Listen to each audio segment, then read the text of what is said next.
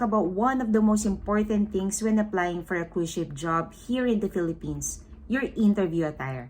Remember, first impression really matter, and your appearance can reflect how professional and prepared you are. For men, you should wear a long-sleeved polo in white or light colors, paired with black or dark colored slacks.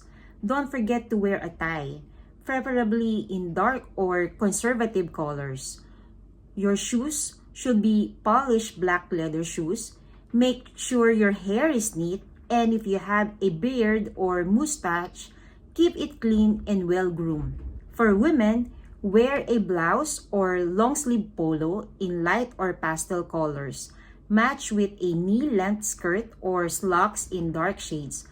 Shoes should be closed-toe with a small to medium heel. Avoid sandals.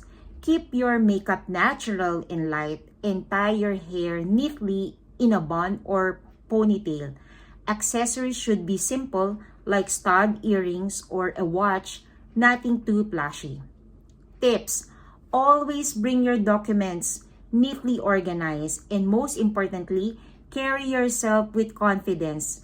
Agencies and cruise ship recruiters look at how you present yourself because this reflects the standards you'll be maintaining on board. So that's it. Very simple but very important. Dress properly, look confident, and be professional. Good luck on your interview, future seafarers.